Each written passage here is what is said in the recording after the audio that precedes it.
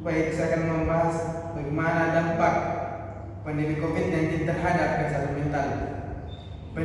Pandemi COVID-19 tidak hanya menguji ketahanan tubuh manusia, tetapi juga ketahanan mentalnya. Ketidakpastian ekonomi, keterbatasan mobilitas, serta sosial menciptakan tekanan psikologis bagi masyarakat. Banyak individu mengalami stres kronis, insomnia, kecemasan, dan bahkan kehilangan motivasi hidup. Tenaga kesehatan masuk kelompok paling rentan karena harus menghadapi beban kerja yang tinggi, risiko tertular, serta trauma akibat sering menyaksikan kematian. Sementara itu, anak-anak dan remaja mengalami tekanan akademik dan sosial akibat pembelajaran daring yang berkepanjangan. Maka kondisi ini memperjelaskan bahwa kesehatan mental harus menjadi bagian terpisahkan dari sistem kesehatan nasional, bukan hanya fokus pada penanganan penyakit fisik semata. Hanya itu yang saya sampaikan. Saya serahkan kepada moderator. Baik, itulah tadi pemaparan materi pertama.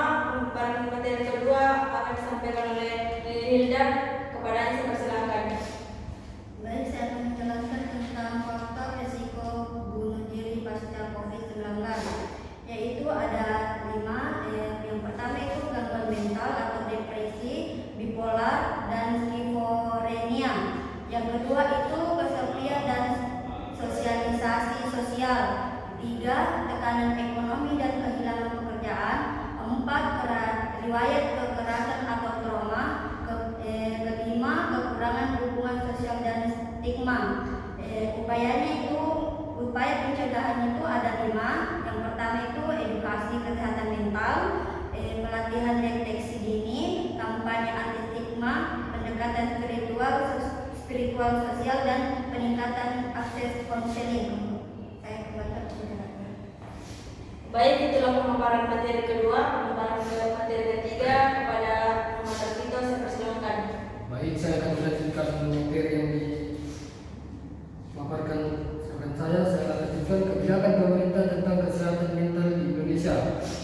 Pada Undang-Undang Nomor 18 Tahun 2014, Dasar Hukum Perlindungan, Pencegahan dan Pemulihan Gangguan Mental, Rankaswa 2019 sampai 2024 fokus pada promosi, penguatan layanan, dan peningkatan SDM kesehatan jiwa,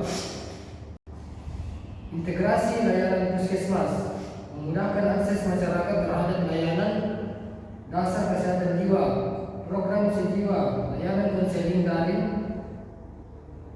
kolaborasi Kemenkes, Kominfo, dan BNPB. Namun implementasi masih terkendala kurangnya tenaga psikiater, dana literasi masyarakat. Sekian dari saya kembalikan ke moderator. Baik, itulah pemaparan materi ketiga. Pemaparan materi keempat akan disampaikan oleh Syahran Ahmad. Kepadanya saya persilakan. Baik, saya akan memaparkan materi yang terakhir, yaitu tentang tantangan dan peluang pengembangan layanan kesehatan mental. Tantangannya itu ada 4. 1 itu stigma sosial, 2 itu keterbatasan tenaga profesional, dan yang ketiga itu kurangnya fasilitas yang memadai. 4. Minimnya koordinasi lintas sektor. Sekarang peluangnya itu ada 4 juga. Yang pertama, digitalisasi layanan aplikasi konseling terapi. Yang kedua, pendidikan kesehatan mental di sekolah. 4. Kerjasama global dan regional. Yang terakhir, peran komunitas dan LSM. Saya kembalikan kepada moderator. Baiklah, itulah pemaparan materi dari kelompok kami. Baik, saya akan menyimpulkan materi tersebut. Pandemi COVID-19 menyoroti pentingnya kesehatan mental. Indonesia memiliki kerangka kebijakan kuat, namun implementasi butuh komitmen bersama. Baik, itulah mungkin dari kami pemaparan materi yang dapat kami sampaikan.